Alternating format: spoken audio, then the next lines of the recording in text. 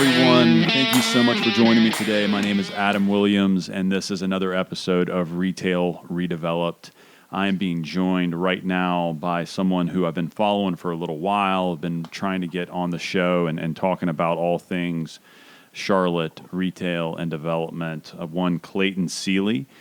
Now, the reason I wanted to talk to him, he runs the social media account for CLT Development, which is someone that I really enjoy their content. I'm kind of a content hound, so I really like getting my information from a lot of different sources. And Clayton has always been someone that's been kind of on the cusp. He writes for a lot of different people in town, but more so than that, he has a passion for development and a passion for Charlotte. Clayton, thank you so much for joining me today on Retail Redeveloped. Thank you, man. I'm actually joining you today from Brooklyn, New York, and one of my favorite adaptive reuse projects in the country. It's called Industry City, and it's kind of like New York City's version of Camp North End. It's a 1915 munitions factory that was created originally for storing bananas, and then in World War II, for storing munitions. And today, it's actually a massive retail and creative office complex that takes up 12 buildings and about 500,000 square feet per building. And it includes big box retail, small box retail, food halls, and tons of creative space, and even a rooftop farm on one of the buildings that's over 2 acres in size. That is so cool. I need to get by and check it out for New York ICSC coming up. That sounds like a really good use of time. One of the reasons I thought it would be great to talk to you is because you spend time in New York City. Obviously, you spent a ton of time in Charlotte as well, and everything on the East Coast, retail-wise, is measured against New York City. So I feel like you'll have a really interesting perspective, and kind of where Charlotte should be going, should not be going, et cetera, et cetera. But before we get into that, Clayton, would you do me a favor and just explain to everybody, why you have this passion for real estate and retail, and kind of what it is that you do and why people should care or get excited about your opinion and what you have to say? Well, starting off, just as a kid, growing up, I grew up on construction sites. My dad was an engineer for Lockwood Green and J.A. Jones and CM2 Hill over the course of his career. And that gave me the opportunity to tour sites as a kid. So I remember being really young, maybe 12 years old, on the rooftop of the Westin, watching them pour the last floor of that hotel. And when I was really young, when I was 3, my dad was part of One Wells Fargo. So I've always had this itch for construction and development.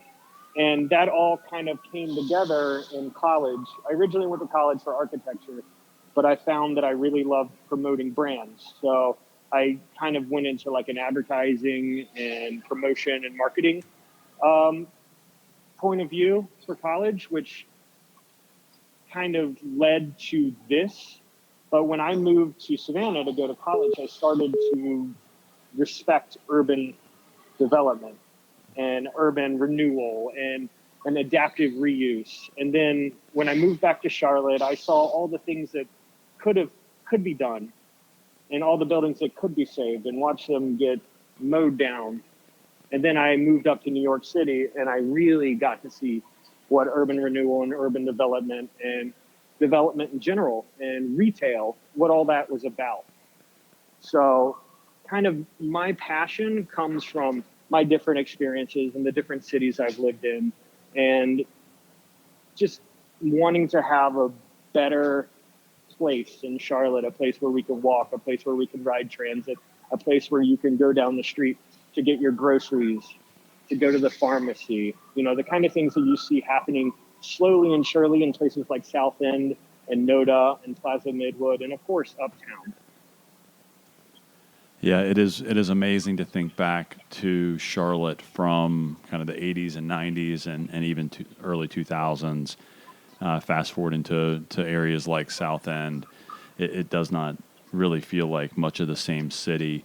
So what has been the biggest thing? So you've been spending more time in Manhattan lately. What is the biggest thing that you think after living in Manhattan and being able to walk to, 3 bodegas, 3 pharmacies, and, 3 grocery stores in your neighborhood? How has that changed the way that you look at Charlotte, or what do you wish that Charlotte would learn from an area like Manhattan? And I know that's not really fair. I mean, Manhattan has more density than practically anywhere else in the world, so that's a hard comparison. But give me some perspective on what you've learned, or what you would like to see Charlotte kind of grow into as it relates to Manhattan.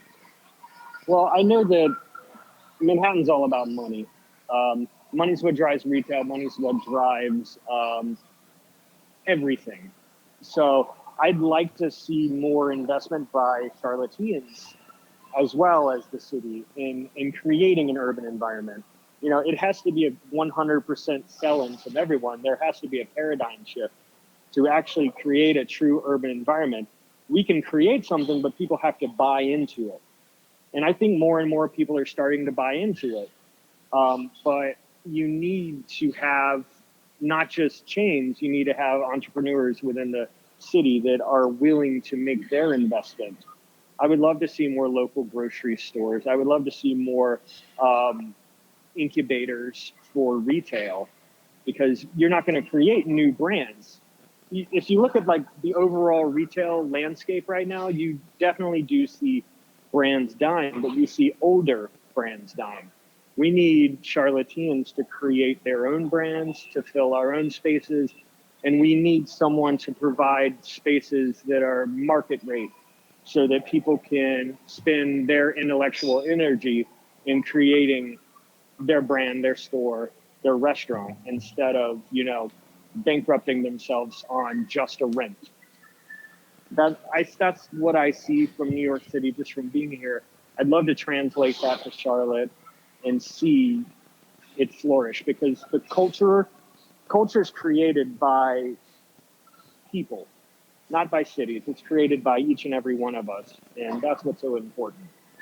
So how would you see something like that working? Because I've had so many conversations I've had a lot of conversations like the one that we're about to start right now, which is, how do we create and foster that environment of entrepreneurism, especially as it relates to retail, because as most people would tell you, retail is kind of the lifeblood of neighborhoods. Obviously, without density, and when I say density, I mean lots of humans living in not a lot of area. You have to have that, right? But the next thing that you need, once you have that, the next thing that happens and really lays down the fabric of a neighborhood is the retail and the restaurants and just the community kind of aspect that retail creates. But how do you do that when everybody's got to pay the rent, right? Like you mentioned, people are going bankrupt on rent. If you look at South End, which is a neighborhood that we're talking about, or Plaza Midwood, or Dilworth, or Montford, Park Road, South Park, like most of the areas that you would typically think a retailer would want to be, NODA, there's other areas that you could say, that land is expensive. Mm-hmm. And it's not just expensive for, Joe, fabric designer that wants to open a brick and mortar store. It's expensive for, the person that wants to create that retail footprint or take that old warehouse and convert it into retail. And I struggle with how to give people insight on a way to create that incubator if it's not subsidized somehow. And really the only people that have an interest in subsidizing something like that would be the government, right? It would be the city of Charlotte or county of Mecklenburg. So how would you see something like that working if it's not just straight up subsidized rent? Yeah, I mean, part of it is just creating shelf space and existing infrastructure. I mean, people like Atco kind of have it right with Camp North End rather. It's not cheap, but it's cheaper. And retaining our existing structures, kind of like what you see with the buildings on Donovan in the South End and around the quote unquote Loso area. I think there's opportunity there as long as we're not build to suit. And if you also look at places like, what's it called?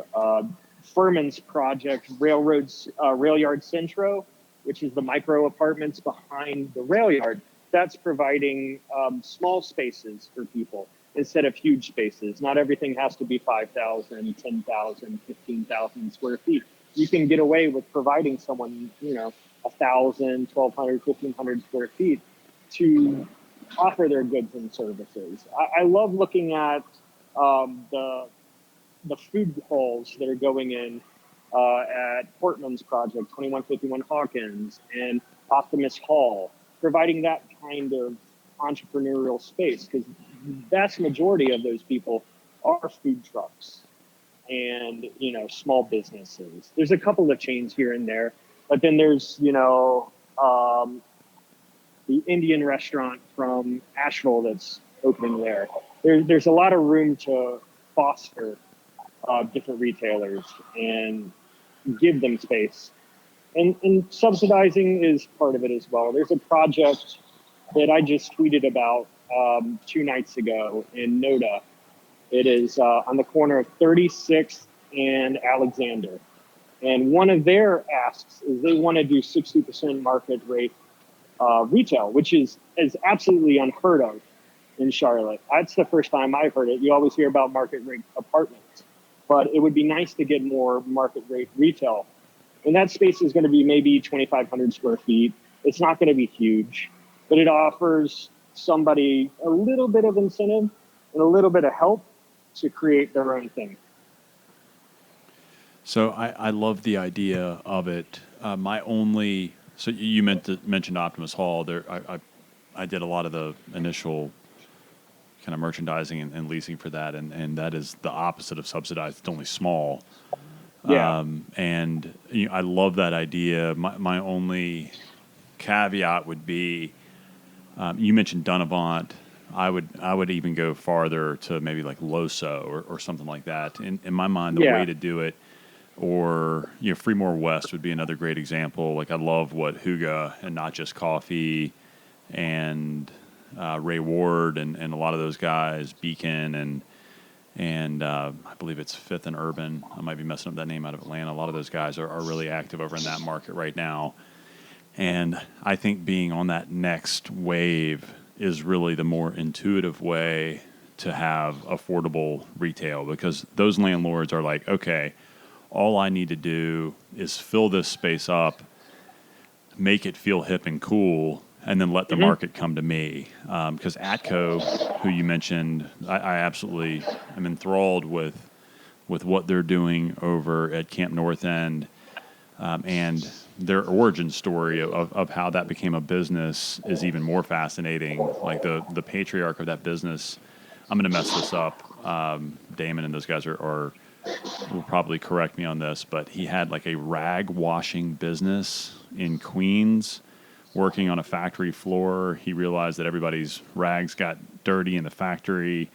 He created a business to start washing these rags, grew it, started buying real estate, never sold it, and now they have generational kind of assets and wealth. That it doesn't get any more entrepreneurial than that. But they are able to go into an area that is very green, very pioneering, and take kind of a generational view on their retail, which is, if you can do it, is ideal. Yeah, and that's really the aesthetic of it. It's not so much like the locations that I'm providing, but so much the aesthetic. You want that older, whether it be 20s, 30s, 40s, 50s, 60s building that doesn't have a ton of love. I just love Atco just because, and I think his name's Damon. Correct. I love what they did there, and it's a similar concept where I am right now in Industry City. I need to meet up with Damon since he lives up here and lives in Forest Hills. But I think it's something that can be mirrored there. I mean, Optimus Hall is expensive, but it's still small spaces. And that's kind of, you don't want to have the initial cost of building your own kitchen inside of a 4,000 square foot space. It's nice to have a 650 square foot shell to work with.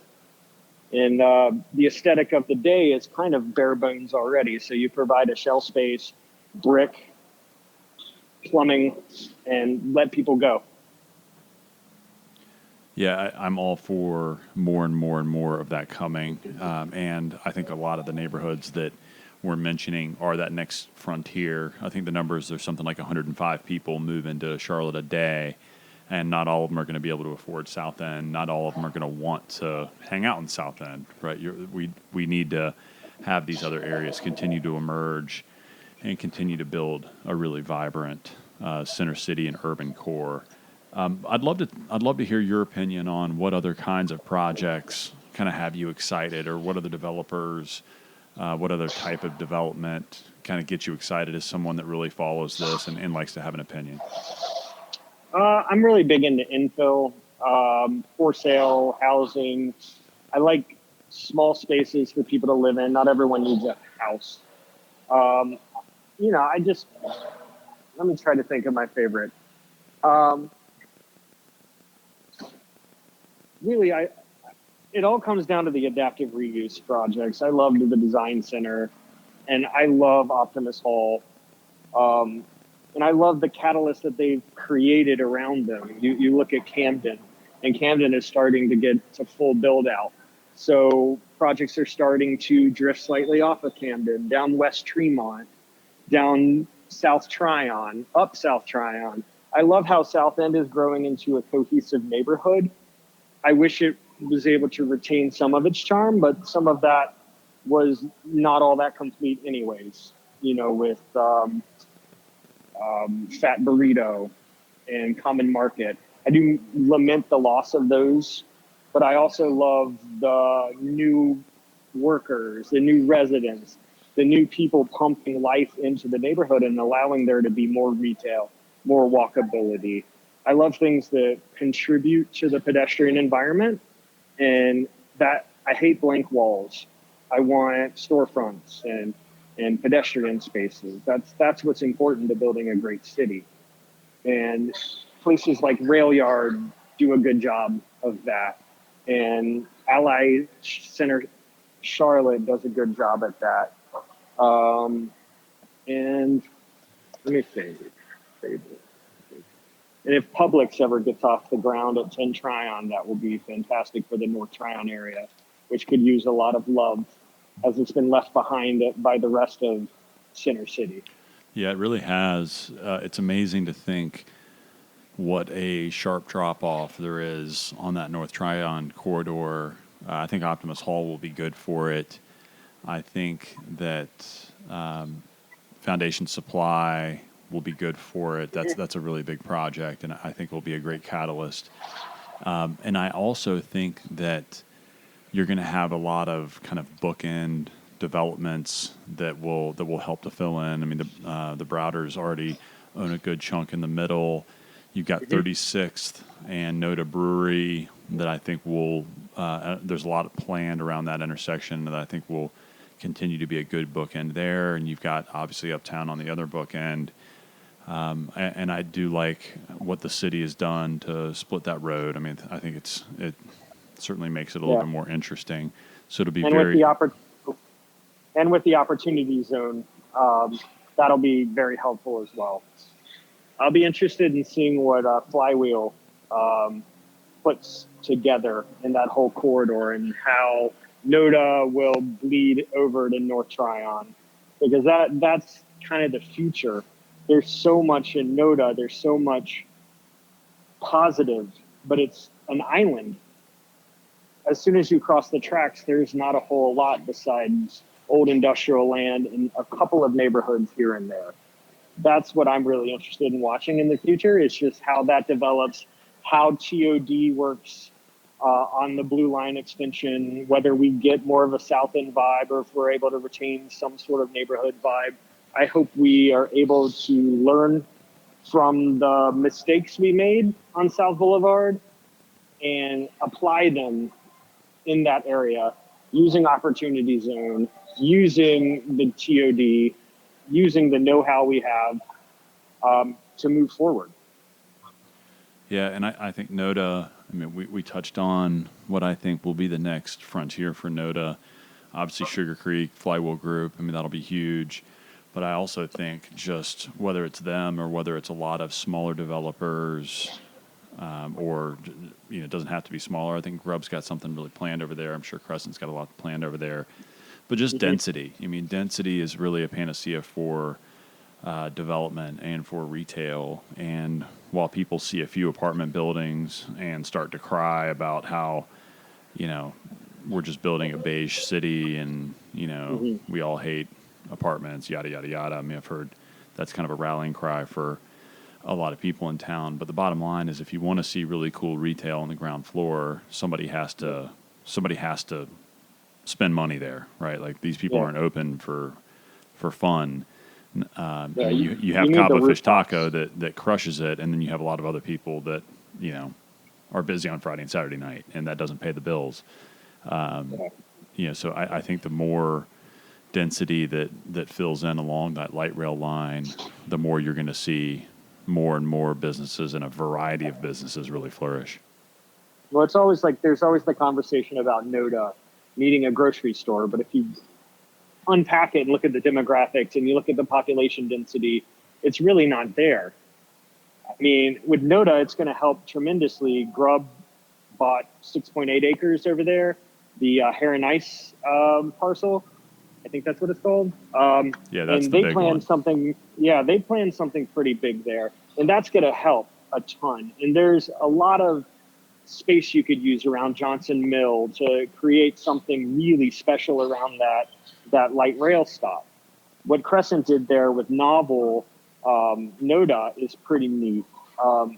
Every time I've been there when I'm in town, there's a lot of people milling about, just ready to suck in the life of NODA, and we just kind of need to build more onto it to support the kind of retail people want. And going back to the projects I really like, I don't know if you've been following the things that Cohab has been doing. They're the company that's developing the apartment building that I was talking about with the 60% affordable housing, the 60% market rate affordable retail. I really like their work and what they're doing. They're doing a lot of work in Optimist Park, in Belmont, in Villa Heights, and in NODA to build smaller spaces for people to live in with retail.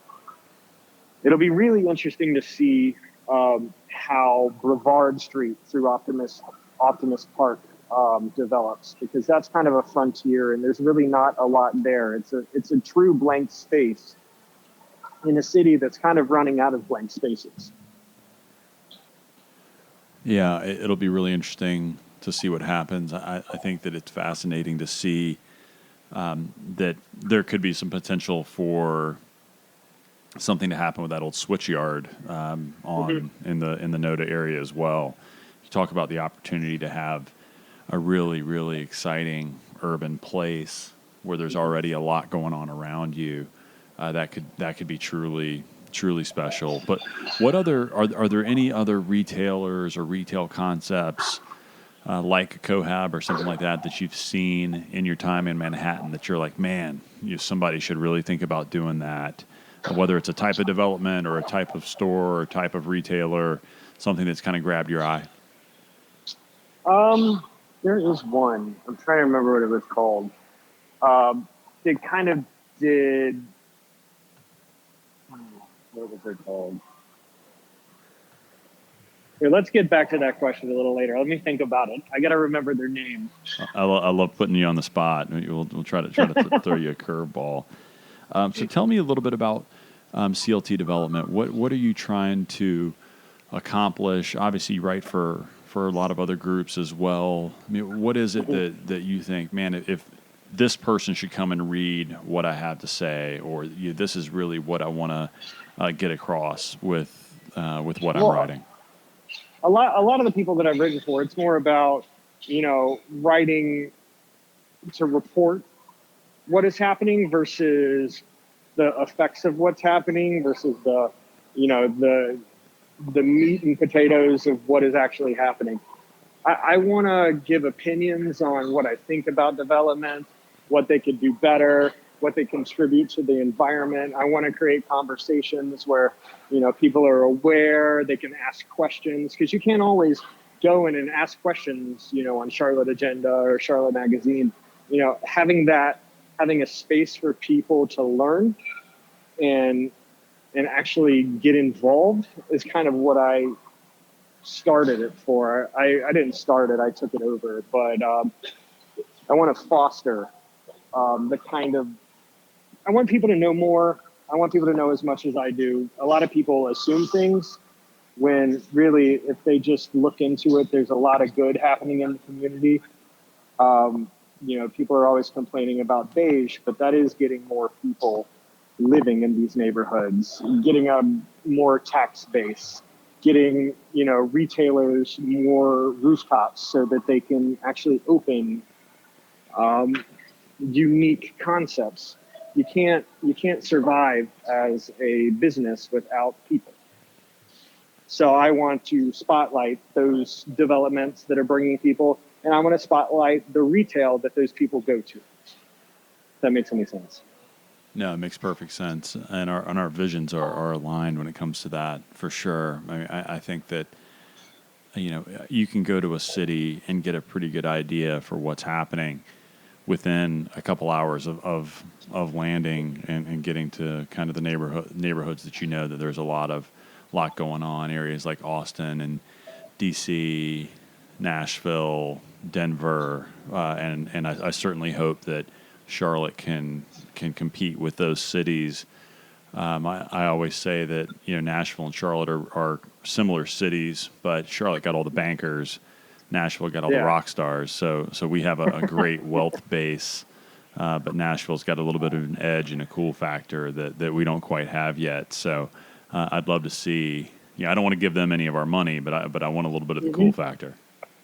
Oh, for sure. And I think we have that little bit of cool in there, as long as we can retain it with Plaza Midwood and NODA and even the West Side, Wesley Heights. I think there is Fremore West, rather. There's still a lot of opportunity to retain what we have and build on that, and that's what we really need to do. I go to Nashville, and it's definitely cooler, just in the respect that they have more old buildings that they've managed to retain, and then they have all the honky tonks and all the places to go see live music.